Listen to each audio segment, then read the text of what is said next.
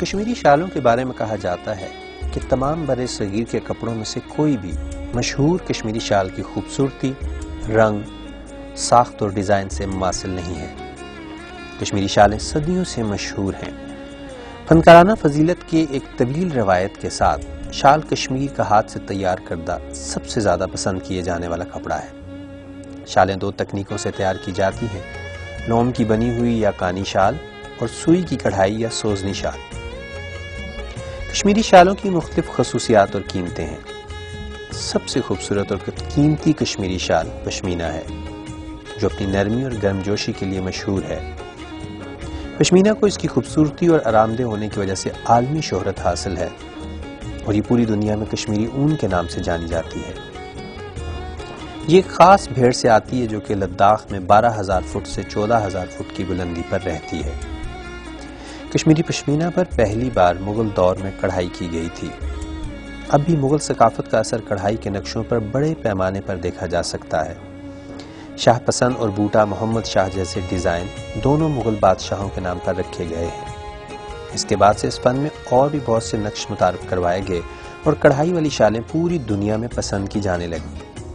شال پر کئی منفرد طریقے ہیں جن میں کڑھائی کی شکلیں بچھائی جاتی ہیں، اور شال کی قیمت کا فیصلہ شال پر استعمال ہونے والی کڑھائی کے دھاگوں کی مقدار پر ہوتا ہے۔ کانی پشمینہ شال زیادہ تر کشمیری دلہن کی شادی کے لباس میں یا کسی غیر معمولی خصوصی تقریب میں دیکھی جاتی ہے۔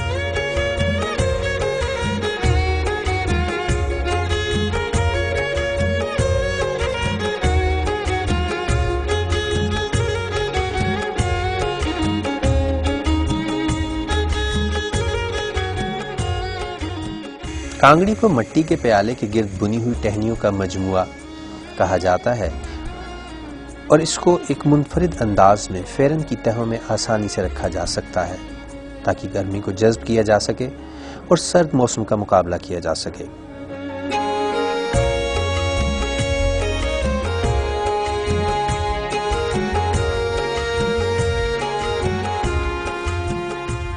کشمیری قالین اون اور ریشم میں بنائے جاتے ہیں۔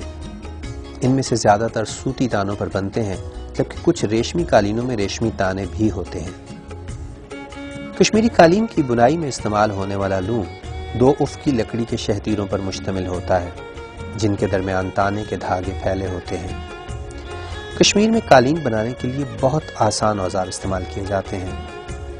کشمیری قالین ایک جنون ہے، ایک ماہر کی مہارت، ایک پیارا احساس، اور سب سے بڑھ کر برف باری کے دوران ایک گرم ساتھی ہے۔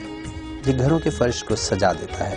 نمدہ ایک گرم، رنگین اور سستا بچھونا ہے، اور جہاں آب و ہوا زیادہ سرد ہوتی ہے وہاں اسے گدے کے طور پر بھی استعمال کیا جاتا ہے۔ اصل میں سادہ نمدہ ایک قالین ہے جس پر کشمیری کڑھائی کی جاتی ہے۔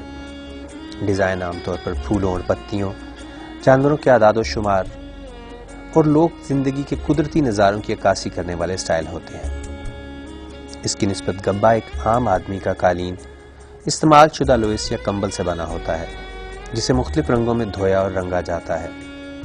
گبا سازی ایک گھریلو دستکاری ہے جس میں خاندان کے افراد، خاص طور پر لڑکیاں اور عورتیں مدد کرتی ہیں۔ گبا سازی کا کام مقامی طور پر کیا جاتا ہے۔